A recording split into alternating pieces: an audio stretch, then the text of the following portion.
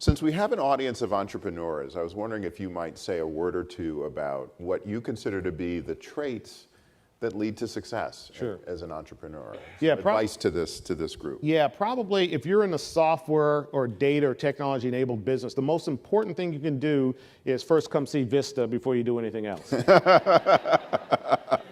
Okay. So, any questions? Yeah, I mean, so there's some picking up on a little bit of that. I like to tell people that being an entrepreneur, it is a lonely job if you make it lonely, but you've got to call it those penalty-free environments. So that's kind of point number one. You have got to enable a culture where the evolution and the development of your people is central to that culture, not what I call the dictatorial pathways on which the way they should do things. So that would be point number two. Create a platform for people to become their best selves. So that's how I characterize that. I think it's critically important to always be aware of the competitive dynamic in your market, but not aware of it just in a point of fear, but in a point of education. You should make sure you are continuing to inform yourself as to where your market is going.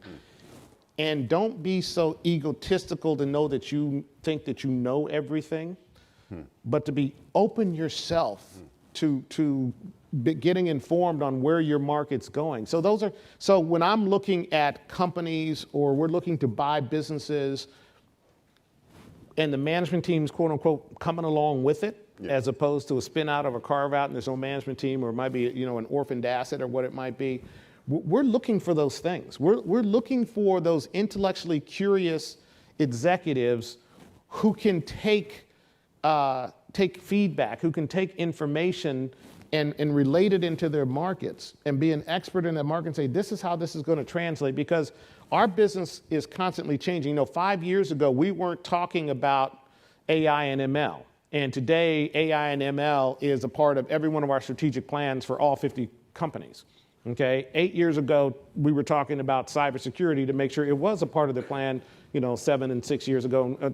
So our business has to constantly evolve. Today, we're talking about how do we bring, the web of I'm called a blockchain fabric across our portfolio companies. And guess what? On the future, we're looking, okay, how does quantum computing change all of this, right? So we have got to, if you don't have an environment and a culture and a company culture that can accept and welcome refinements and accept and welcome changes in either platform or delivery or market, then you've got a company that is destined to die a quick death.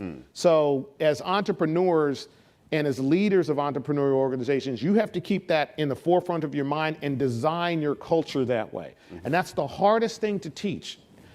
But when you get it right, it will last for decades. And that's an important part of that dynamic.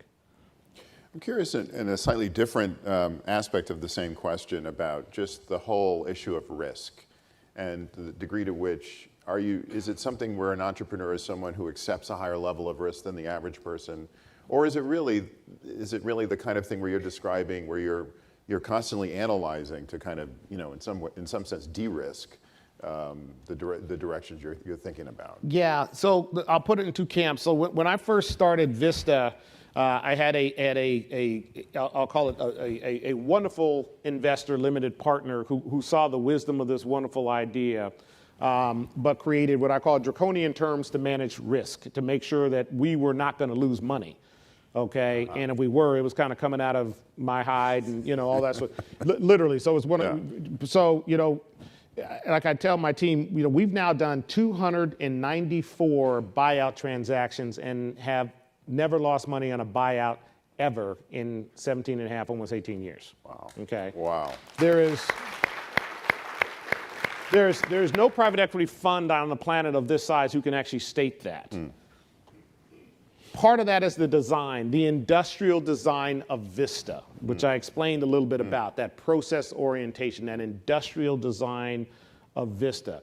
And like I said, I taught my team not to lose money elegantly at all, right? So and that's culture, okay? And so in some cases, you got to manage, okay, that downside risk to the detriment of potentially capturing all the upside, okay? And as entrepreneurs, you have to think about that. That's a natural dynamic.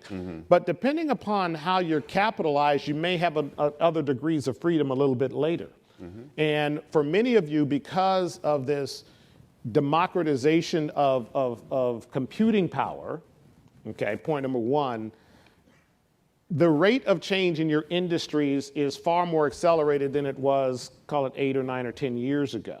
So you're going to have to think about risk very differently than probably when you started your company, because someone can come and disintermediate you, in a moment. I can guarantee you a year ago, there wasn't a CEO supermarket on the planet thinking Bezos was coming in the supermarket business.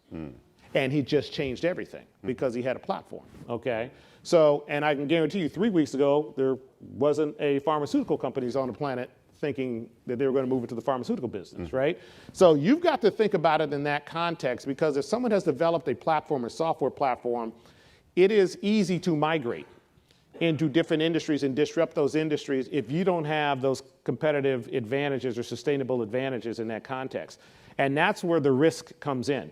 Do I build out the next level of AI into my business processes so I can offer a next level solution 2 years from now, or do I save that money today and do something else? Okay, because if somebody's out there developing that on your platform, on that platform, guess what? 2 years from now, you may not have a business to defend. So it's a constant battle. So that's why you have to be open to accepting risk, but you have to also be very open to what are the solutions that you can bring in to mitigate and manage that risk. So those are the dynamics that you're constantly wrestling with.